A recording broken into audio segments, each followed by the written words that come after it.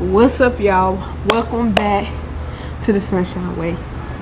I am your lovely host, Kaya. Y'all, this is a video that I didn't think that I would be doing, but your girl is working on a Saturday. Like, I'm doing schoolwork on a Saturday. I'm not happy about that. I'm not. But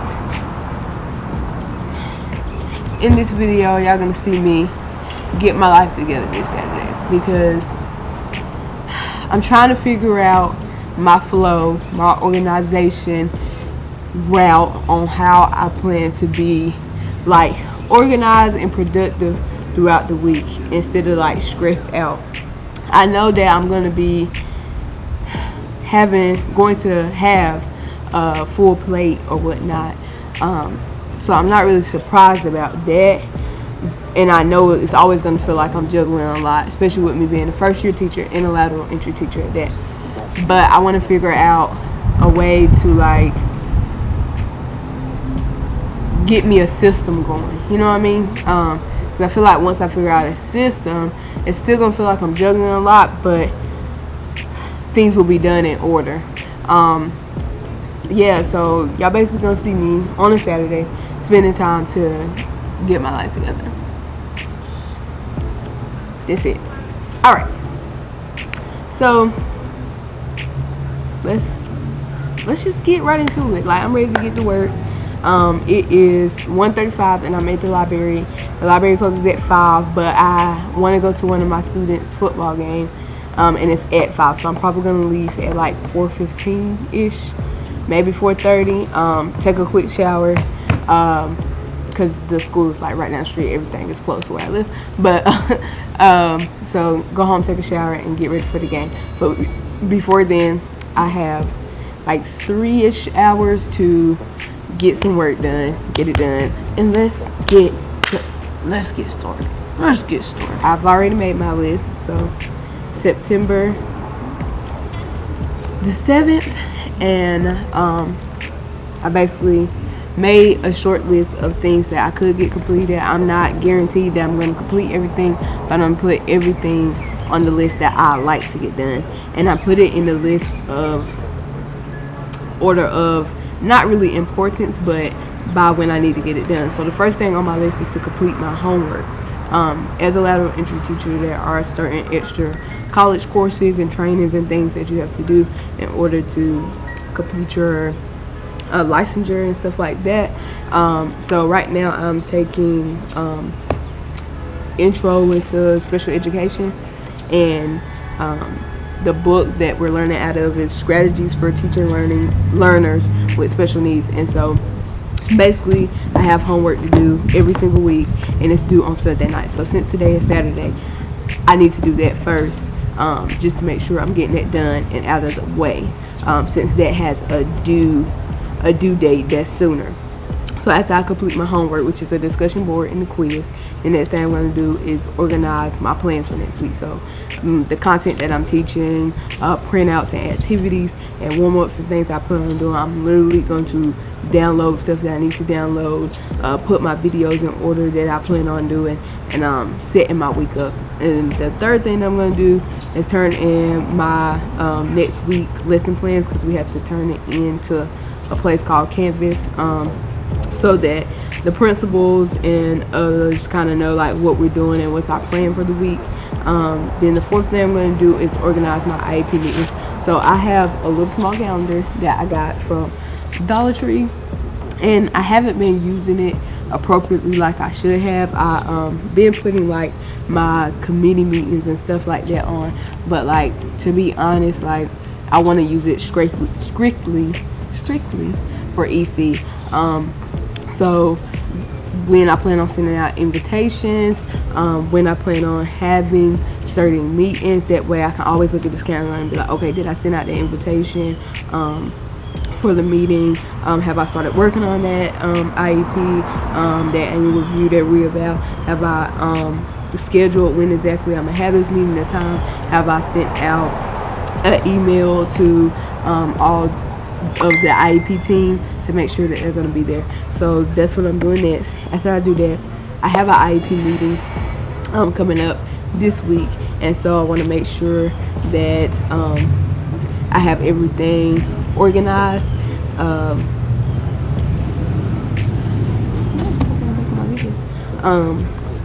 I want to make sure I have everything organized and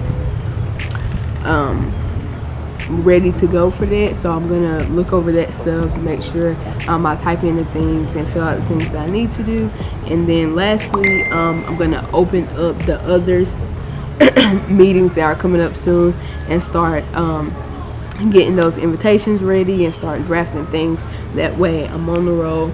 I know who's up next, and I know what to work on next. So that is my list for today. Like I said, I might not get all of it complete. I definitely gonna sit. I know y'all probably like, good morning. Yeah, good morning. So Saturday I stayed at the library, which was yesterday. I stayed at the library till about 4:30. But the only thing I got done was my homework. So I didn't do anything for school. And I'm like, really? Really? It was really annoying because I sat there and spent so much time, like 2 to 3 hours on my work, and one of them, which was a quiz, and I still got 3 questions wrong. And I'm just like, why me, Lord? Why? I tried, Lord. I worked so hard, Lord. Before church, and we're gonna get something done. So right now it's 8:30. So I'm gonna give myself to 9:30 to complete something on my list. And the next thing on my list was, let's see, was doing my planning for next week and turning it in, because like I said, we have to turn it into a thing called canvas. So that's going to be my next plan. What I like to do is, of course, we do our planning together as a grade level and content area. And so I have to go to ELA and math meetings because I am a resource teacher for math and English. So I go to both because I have to teach both. But what I like to do is I do look at the plans that we have as a grade level and as a content area. And I just modify those plans basically. And sometimes I do those plans at a slower pace than others, and so, which is totally fine. What I'm doing is I like to keep them on track, but I want to break it down and I want to scaffold it in a way that it sticks in their mind. And so what I like to do is one sheet for ELA and one for math. And what I do is I split it into sections, and I write Monday, Tuesday, Wednesday, Thursday, Friday on it. And I write down the printouts that I want or what I want them to do on IXL. Just several different, things that I want them to work on. And this helps me throughout the week because it gets me organized, it gets me on track, and I can already plan out what I want to print out and stuff, and then it leaves room for me to change it if something happens or they didn't get something. I need to reteach it or small group it or put it in a station. I know exactly what to do, and I can just erase and change that, and we can just keep it flowing. So that's pretty much what I'm about to do now. Hopefully I can get it done in an hour because I would like to get one complete task checked off before I go to church. So let's go. I'm finally done with my weekend adventures. It took me, of course, over 3 days to get it done. mainly because I had other things to do as people do on the weekend. But it's all good. So something that I found out that's very helpful, because of course this is my first year teaching, so it's a lot of new things that I'm going to find that's working. And even if you are like a veteran teacher and you kind of pretty much know what you're doing, some of the things that I have a realization about, might be helpful for you, or it might be like, I forgot about that. You know what I mean? So don't think because I'm a beginning teacher that you can't, grasp anything from me. But anybody who's aspiring to be a teacher, currently a beginning teacher or a veteran teacher, you could still entirely learn from each and every one. But something that I learned so far that's helpful for me is like making lists. So the reason why making lists like helps me so much is, one, it helps me feel grateful for the small accomplishments. Checking that list off and getting those things done, I feel very grateful and it's very satisfying. Another thing is to keep you organized and let you prioritize the things that you want to do. And it helps you get it done because you're like, boom, boom, boom, this is what I gotta do. So I finally got pretty much everything done on my list. But the work is not done, of course. It'll never be done. As long as you're doing everything you can for the students, for your kids, it'll never be done, because you want to give them the absolute best. You want to make sure that you're prepared and you're developed, and that you're organized as best as you can for them. So yeah, I feel very grateful that I completed my stuff, but I just wanted to show you guys. I know it's kind of all over the place and it probably don't make sense, but I kind of just wanted to show you guys what I was doing on the weekend, which was work. So I had to learn about response to instruction and universal diverse learning. I'm pretty sure that was called. But it was about teaching, diverse learners and the systems that are put in place to help them through intervention, evidence-based practices, and all sort of things like that. So if you're not into evidence-based practices, wow.